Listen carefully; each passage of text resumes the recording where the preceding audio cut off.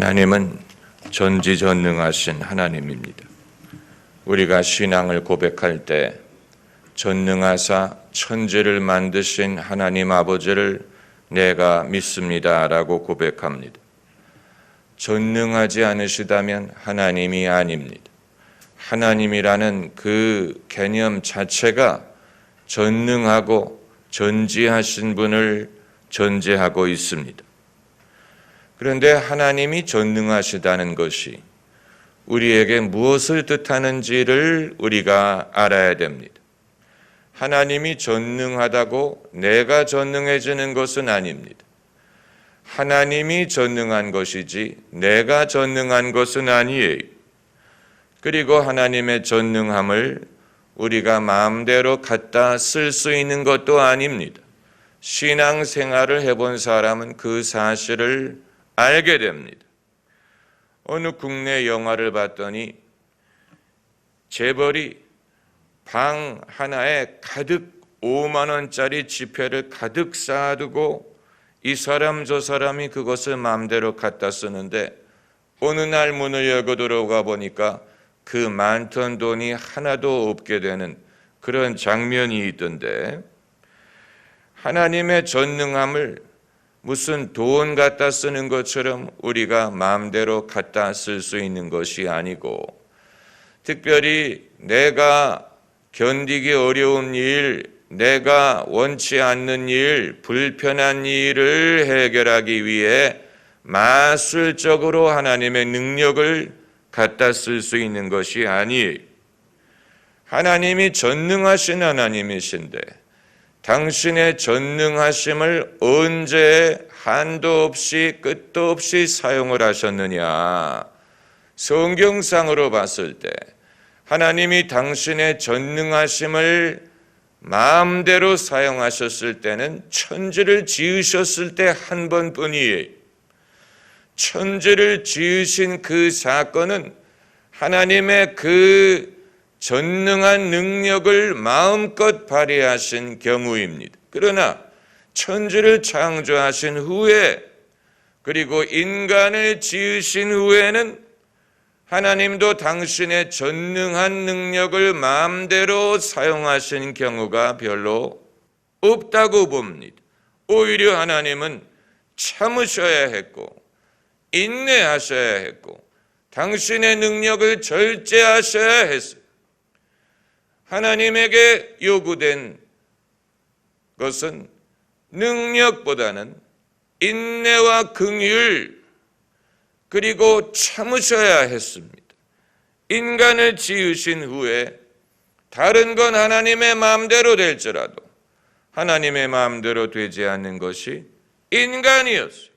사람만큼은 하나님 마음대로 되지 않는 존재, 전능하신 하나님에게도 사람만큼은 당신의 마음대로 되지 않습니다. 하나님이 인간을 이 땅에서 멸하실 수 있어요. 그럴 기회가 몇 번 있었어요. 그러나 하나님은 그렇게 하지 않으시고 당신의 아들을 보내서 그 아들이 십자가에 달려 고난을 받게 하심으로 죄 많은 인간을 멸하지 않고 구원하기를 원하셨던 것입니다.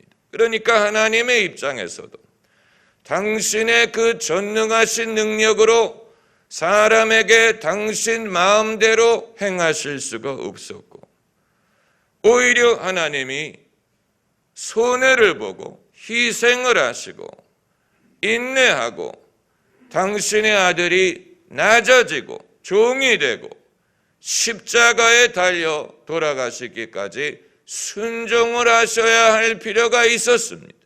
사도 바울은 그것을 하나님의 연약함이라고 불렀어요. 다만 하나님의 연약한 것이 인간의 능력보다도 더 능력이 있고, 또 하나님의 미련한 것이 사람의 지혜보다도 더 지혜가 있다. 어떻게 보면 모순적인 언어인 것처럼 보이지만, 그러나 하나님이 당신의 전능하심으로도 인간을 구원할 수가 없었기 때문에 오히려 당신의 연약함을 통해 인간을 구원하는 방식을 선택하신 것입니다. 이건 놀라운 일이에요. 놀라운 일. 자식을 키워본 부모는 그 사실을 다 압니다. 자식을 키우는 데 있어서 부모의 능력이 얼마 정도 필요한지 우리가 알 수 없지만, 부모가 잘났다고 그 잘남으로 자식을 자기 마음대로 할 수 있는 것이 아니에요. 부모가 돈이 많다고 그 많은 돈으로 자녀를 사람 만들 수 있는 것이 아니에요. 이것이 부모들이 갖고 있는 고민이 어떻게 해야 되느냐. 부모가 자식을 공부를 시킬 수 있고 학원을 보낼 수 있어요. 그러나 수능 시험을 대신 봐줄 수 없어요. 부모가 자녀를 잘 키우려고 애를 쓸 수 있지만 자녀 대신 결혼을 해줄 수 없어요. 자녀 대신 자식을 낳아줄 수 없어요. 자녀가 어려움을 겪을 때, 괴로워할 때 같이 위로할 수 있지만 부모의 그 많은 능력이 있더라도 그 괴로움을 대신 가져줄 수 없습니다. 인내하고 위로하고 함께 그것을 감당하는 것뿐이, 하나님도 마찬가지인 것입니다. 그렇기 때문에 전능하신 하나님을 우리가 믿지만 그 전능하심이 우리에게 무엇을 뜻하는지를 우리가 알지 않으면 어떤 결과를 낳냐면, 내가 열심히 믿기만 하면, 내가 열심히 많이 기도하기만 하면, 내가 하나님의 능력을 힘입어서 내가 불편해하는 문제, 내가 기피하고 싶은 문제를 피할 수 있으리라고 생각을 하게 될 텐데, 그건 착각이요, 그건 올바른 믿음도 아니고 올바른 인생의 지혜도 아닌 것입니다. 예수께서 하나님의 아들이셨지만 예수님은 하나님의 아들이라는 특권을 인간이 겪어야 되는 시련이라든가 불편함이라든가 또 참아야 되는 괴로운 일이라든가 이런 것을 피하기 위한 도구로 사용하지 않으셨어요. 예수께서는 하나님의 아들이시지만 사람과 같이 사셨어요. 예수님이 사시던 방법을 우리가 볼 수 있다면 더 실감할 것입니다. 다만 성경이 예수님 공생의 이전의 30년을 기록하지 않았기 때문에 예수님이 그 기간 동안에 어떤 식으로 사셨는지 알 도리가 없지만 아마 우리와 같이 평범하게 사셨기 때문에 특별히 기록할 필요가 없었던 것이라고 생각이 되는 것입니다. 예수님이 특별히 부유하셨던 것 같지 않고 또 사회적으로 높은 지위를 가졌었던 것 같지 않고 또 어떤 세상의 명예를 누리면서 사셨던 것 같지 않고 평범한 목수로서 사시고 신앙생활을 하시고 안식일마다 회당에 들어가서 율법을 읽으시고 때로는 가르치기도 하시고 그렇게 사셨던 것으로 추측이 됩니다. 그러니까 하나님의 아들이라는 특권을 당신의 어떤 개인적인 목적을 위해 사용하셨다는 그런 증거가 없어요. 그것이 올바른 것입니다. 우리도 마찬가지 하나님의 능력을 믿지만 그렇다고 해서 그것이 마술처럼 내가 불편해하는 일, 내가 건너뛰고 싶은 일을 마술적으로 없어지게 할 수 있는 것은 아니에요. 만일 성령의 능력을 그런 용도로 사용할 수 있으리라고 생각한다면 그 사람은 잘못 생각하는 것입니다. 슈퍼맨 영화를 보면 슈퍼맨이 늘 일편단심으로 사랑하는 여인이 있어요. 로이스 레인이라고. 그런데 로이스 레인이 그만 사망을 하는 장면이 나옵니다. 슈퍼맨이 너무 통분한 나머지 빛보다 빠른 속도로 지구를 돌기 시작합니다. 그래서 시간을 거꾸로 돌려요.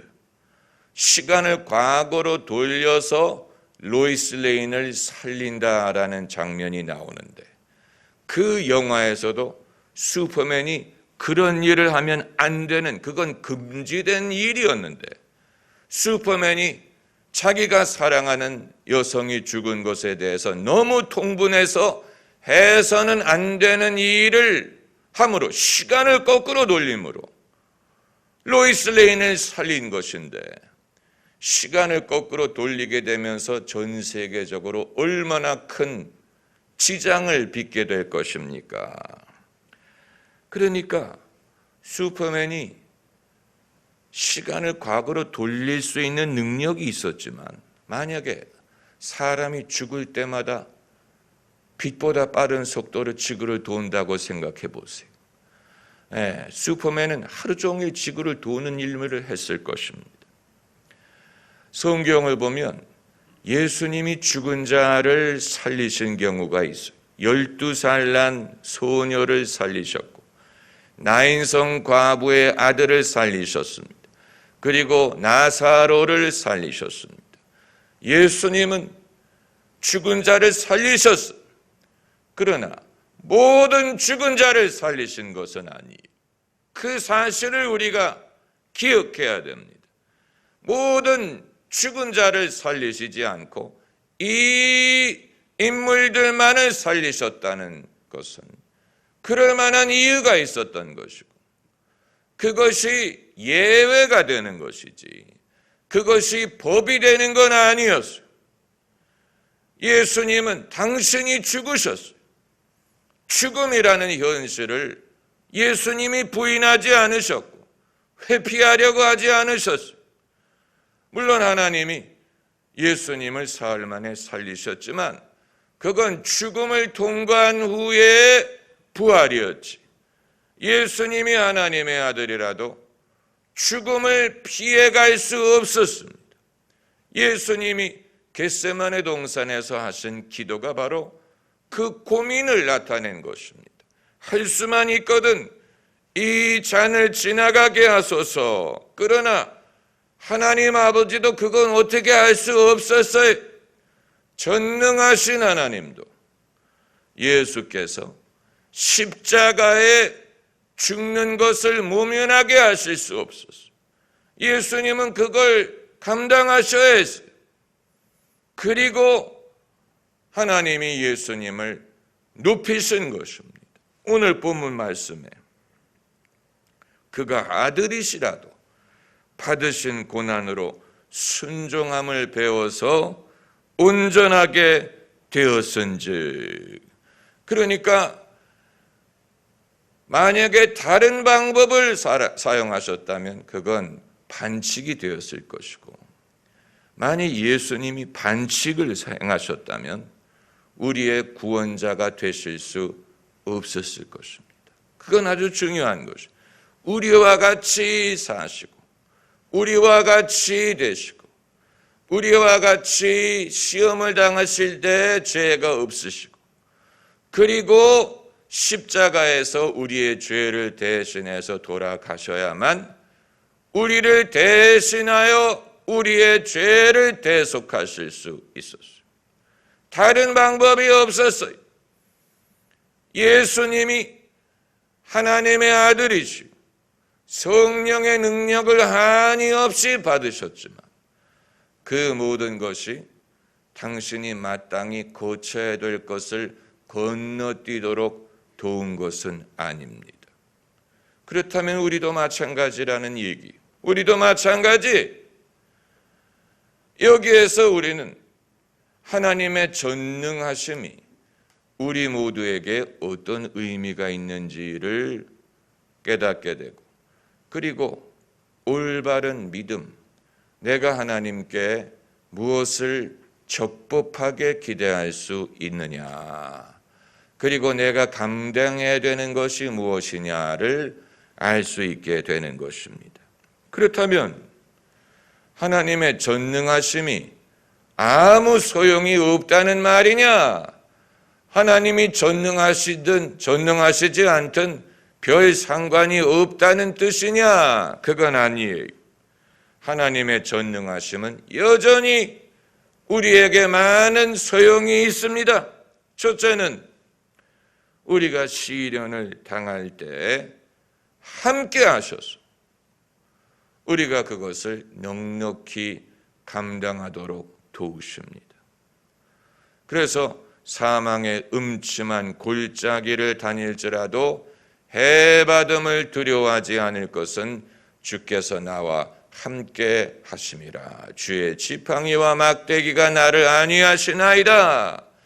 사망의 음침한 골짜기를 면하게 해주시는 게 아니에요. 하나님의 전능하심이 사망의 골짜기를 면하게 해주시지 않지만 사망의 골짜기를 행할 때 해를 받지 않도록 함께 해주십니다. 주의 지팡이와 막대기가 우리를 안위하십니다. 거기에는 엄청난 차이점이 있어요. 그리고 두 번째는 시련을 잘 통과했을 때 우리에게 상급을 주십니다. 상급. 만일 하나님이 안 계시다면, 하나님이 전능하지 않으시다면 시련을 통과하고 있는 사람은 그 이후에 바랄 것이 없어요. 바랄 만한 것이 없어요. 시련을 내가 통과한 후에 기다리고 있는 게 없어요. 또 다른 시련이 있을 뿐.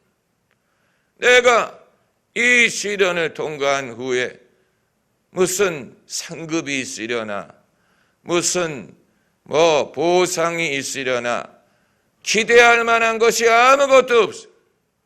이 시련이 끝나더라도 또 다른 시련이 있을 뿐입니다. 그러나 하나님이 함께 하시고 하나님이 전능하시기 때문에 요셉처럼, 욥처럼, 욥기에서 중요한 것은 욥이 그 시련을 모면하도록 하나님이 도우시지 않았지만, 그러나 욥이 그 시련을 당할 때 하나님이 함께 하셨고, 욥이 그 모든 것을 다 잘 감당한 후에 하나님이 그의 인생을 다시 축복하셨다는 것입니다. 요셉도 그렇지요. 요셉이 애굽에 팔려가는 걸 하나님이 막지 않으셨고, 애굽에서 누명을 쓰고 감옥에 들어가는 걸 막지 않으셨어요. 그러나 그 모든 것을 통과한 후에 이제 요셉이 바로의 꿈을 해석하고 바로의 총리 대신이 되고, 흉년이 들었을 때 그 형들이 애굽에 곡식을 끌어오게 되고, 요셉의 꿈대로 그 형들이 요셉 앞에 무릎을 꿇게 되고, 요셉이 애굽에 내려옴으로 그 가족의 생명을 구원하게 됐다는 것을 알게 된 후에 요셉이 고백하기를, 당신들은 악으로 이 일을 하였으나 하나님이 그것을 선으로 바꾸셨습니다. 여기에서 이제 세 번째 이유를 발견합니다. 하나님의 전능하심이 우리가 세상의 악을 모면하게 하지는 않지만 그것을 선으로 바꾸십니다. 이것이 악이 아예 없었던 것보다도 악이 있었지만 그것을 선으로 바꾸시는 것이 하나님의 지혜와 하나님의 능력과 하나님의 은혜를 더 크게 나타나는 것입니다. 더 크게 나타나는. 아예 애초에 아담과 하와가 타락을 하지 않도록 막으실 수 있었어요. 그러나 하나님이 막지 않으셨어요. 그리하여 인류의 역사가 여기까지 흘러왔는데 아담과 하와가 타락을 하고 인류가 죄에 빠졌지만 하나님이 그것을 통해 선한 결과를 이루시는 것이 애초에 그런 일이 없었던 것보다도 더 하나님의 능력, 지혜, 은혜, 그리고 하나님의 선하심을 증명하게 될 것입니다. 그래서 마지막 날 만민이 하나님께 영광을 돌리게 될 것입니다. 하나님이 정령 옳았습니다. 하나님이 정령 선하십니다. 하나님이 하신 모든 것이 옳았습니다. 라고 하나님께 이 찬양을 올리게 될 때 그것이 하나님께 영광이 되는 거예요. 하나님께 영광. 하나님은 당신께 영광이 되게 하는 방법으로 인류의 역사를 인도하시는 것입니다. 그 사실을 우리가 믿어야 돼요. 악을 선으로 바꾸시는 하나님의 능력. 그건 대단한 능력. 이건 물리적인 능력과는 별개의 문제. 천지를 창조하시는 것은 당신의 물리적인 힘이에요. 그러나 악에 빠진 인간, 죄에 빠진 인간, 타락한 인간을 하나님께서 그 악이 선으로 바꾸게 하시는 것은 이건 물리적인 능력과는 완전히 별개로 이것이야말로 하나님의 전능하심 뿐만이 아니고 하나님의 선하심을 증명합니다. 하나님은 그냥 힘이 많은 그런 하나님이 아니고 선하신 하나님, 의로우신 하나님.